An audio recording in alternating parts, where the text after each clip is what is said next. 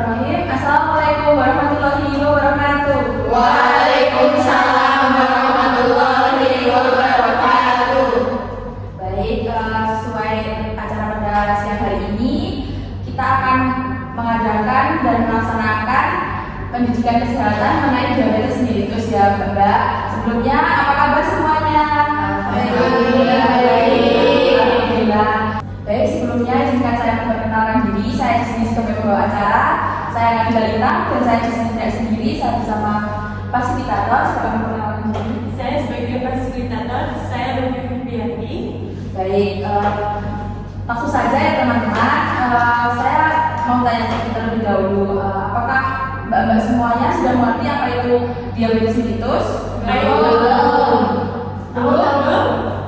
Ayo mbak-mbak, tahu dong. Apalagi Mbak?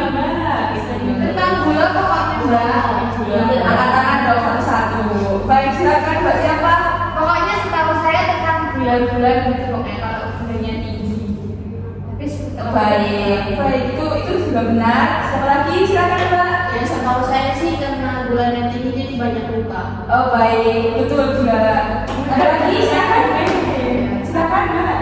Ayo, silakan mbak. Sudah.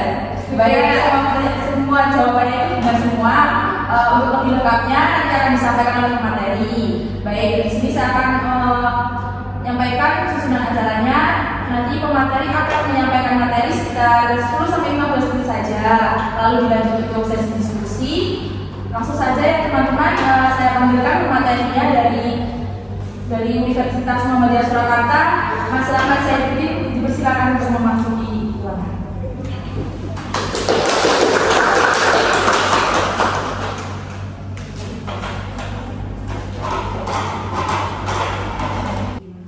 Baik, Mas Rahmat bisa langsung saja berkenalan dan Baik, Bapak sekalian, perkenalkan saya Ahmad Bagus, bisa dipanggil Pak Rahmat bisa, Mas Rahmat bisa, Mas Rahmat bisa. Untuk pekerjaan saya saat ini dosen di Universitas Muhammadiyah Surakarta dan saya juga perawat di PNS Solo, gitu ya. Baik, untuk hari ini apa materinya kemarin?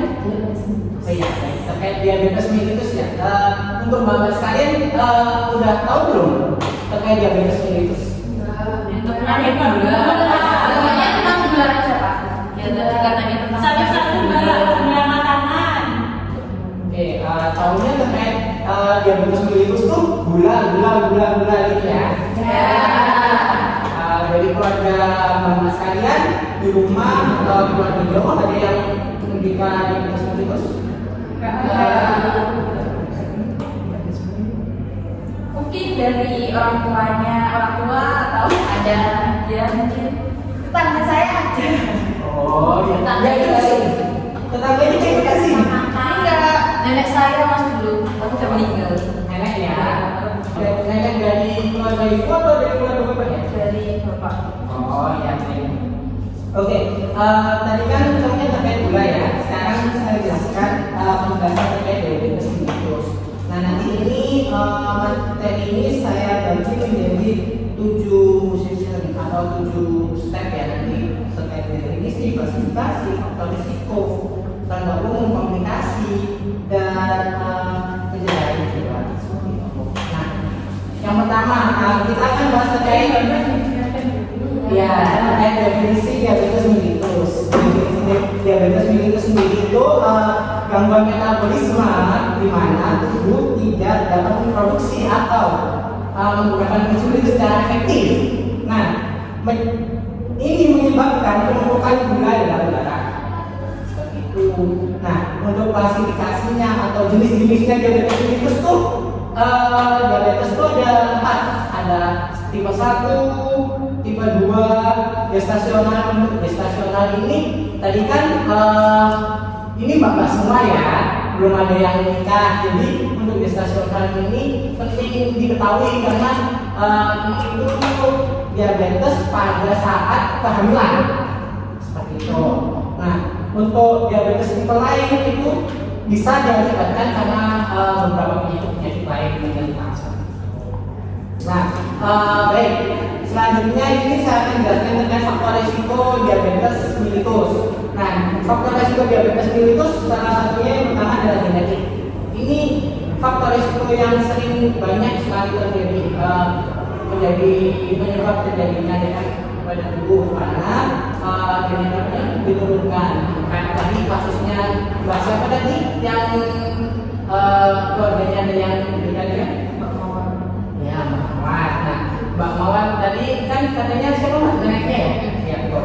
Neneknya tadi menderita diabetes mellitus. Nah, itu bisa diturunkan dan Mbak Mawar bisa ini termasuk apa ya? Rentan terhadap diabetes mellitus. Seperti itu. Nah, selanjutnya adalah obesitas. Usia lebih dari 30 tahun itu menjadi salah satu faktor risiko. Selanjutnya kurang aktivitas fisik, mageran, suka scroll TikTok aja, tangannya aja yang berat itu. Nah, itu juga menjadi salah satu faktor dari diabetes mellitus. Selain itu juga stres berlebihan. Ada yang sudah kerja? Udah. Kira-kira beban kerjanya berat atau enggak? Kayaknya sih berat sih. Rasanya berat aja. Nah, itu dari situ kan biasanya beban kerja itu menjadikan stres ya, munculnya stres itu dari beban kerja salah satunya. Nah, itu bisa diminimalisir, coba diminimalisir agar tidak terjadi penyakit yang seperti PMD karena faktor risiko. Selanjutnya ini saya akan jelaskan terkait gejala-gejala yang sering kalau seandainya ibu-ibu merasakan nanti juga bisa menghubungi fasilitas kesehatan terdekat. Nah, tanda gejalanya itu ada sering buang air kecil, terus juga haus, penurunan berat badan, kenaikan berat badan yang signifikan juga bisa, terus pandangan kabur, luka sulit sembuh. Nah, selanjutnya ada komplikasi. Nah, untuk komplikasi ini terjadi jika tidak dikendalikan diabetes itu. Salah satunya ada gangguan ginjal, glaukoma, habis itu katarak, masalah jantung, kerusakan saraf, seperti itu. Nah, yang sering itu biasanya untuk DPM itu gabungannya atau komplikasinya itu dengan glaukoma atau juga bisa dengan ginjal. Dan terkadang juga cukup untuk penata laksanaannya atau caranya dan cedera juga ya terkait bagaimana cara agar kita terhindar dari diabetes mellitus itu bisa pola makan yang sehat, aktivitas fisik yang diperbanyak, olahraga di luar ruangan maupun di dalam ruangan itu bisa. Mungkin mbak-mbaknya itu punya treadmill atau punya alat kesehatan olahraga lainnya itu bisa dipakai menggunakan gym. Mungkin banyak ada yang mungkin di sini enggak ada ya. Oke, ada konsumsi makanan bernutrisi, kelola stres tadi, stres dari pekerjaan, stres dari ya, itu bisa dikelola dengan baik. Selanjutnya ada pemeriksaan rutin. Nah, untuk pemeriksaan rutin ini diusahakan 16 kali itu atau check up itu efektif untuk mengetahui kesehatan. Oke, baik dari mbak-mbak sekalian, gimana ada yang ditanyakan atau bukan saya diskusi aja? Kamu itu kepada teman dulu nanti bisa berhenti. Oke, baik, sebentar. Ini saya tutup dulu. Ya, bukan. Ya. Kita punya beres yang Iya, sesuai aktif ini. Oke, baik. Untuk materinya tadi terkait sekilas terkait diabetes mellitus sudah saya paparkan. Ini nanti akan dibuka sesi diskusi oleh Mbak Nadila. Kurang lebihnya ini saya mohon maaf. Baik, materinya sudah disampaikan Sangat lengkap ya mungkin. Apa masih kurang teman-teman semuanya? Sudah Pak ini. Baik, selanjutnya saya akan membuka sesi diskusi. Mungkin 3 terlebih dahulu ya, Mbak. Dipersilakan dari Mbak yang pojok. Mohon dari mana? Saya Trina Fernando ini bisa dibutuhkan. Oh, untuk waktunya acara Mbak. Mungkin setelah diskusi dari teman-teman dirasa cukup, nanti kita cukupkan acaranya. Aku mau nanya. Iya, silakan Tadi Mbak. aku juga mendengar faktor resiko diabetes itu apa sih? Baik, faktor resiko diabetes ya Mbak. Baik, kita tahu dulu ya Mbak pertanyaannya. Berarti Mbak yang satunya, ya silakan nama. Ya, perkenalkan nama saya Salsa dari Tangerang. Bisa dijelaskan nggak sih Pak tentang tipe-tipe diabetes secara lebih detail? Baik, cukup Mbak. Silakan selanjutnya Mbak. Saya Safia dari Solo. Saya mau nanya cara pencegahannya selain yang disebutkan tadi apa aja? Baik, sudah cukup pertanyaan. Baik, bisa langsung dijawab Pak. Silakan. Satu-satu. Ya, tadi pertanyaan pertama Mbak Nabila tadi terkait faktor resiko ya. Dari ada Uci. Adrina. Oh iya, baik. Dari Mbak Adrina terkait faktor resiko tadi beberapa sudah saya jelaskan. Mungkin saya ulang ya. Untuk faktor resiko ada genetik, obesitas, usia lebih dari 30 tahun, terus kurangnya aktivitas fisik dan stres yang berlebihan. Itu untuk terkait faktor resiko. Selanjutnya, Baik, apa sudah cukup Mbak Adrina? Ada feedback? baik, selanjutnya ada ini terkait tipe ya. Iya. Tipe dari diabetes. Nah, diabetes itu ada 4 tipe. Yang pertama ada tipe 1 yaitu di mana diabetes tersebut dikatakan tipe 1 jika pankreas tidak memproduksi insulin secara otomatis atau secara langsung. Itu biasanya butuh suntikan diri kalau punya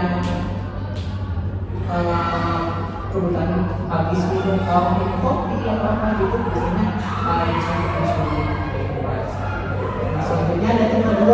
Untuk tipe 2 itu insulin tidak berfungsi secara optimal. Karena diabetes tipe 2 jika insulin tidak berfungsi optimal.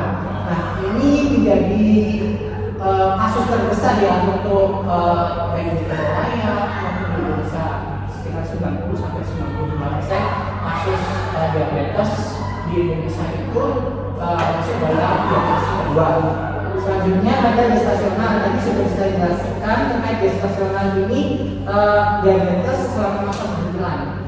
Nah, untuk yang keempat itu ada diabetes tipe lain, itu biasanya terjadi sebagai komplikasi dari penyakit.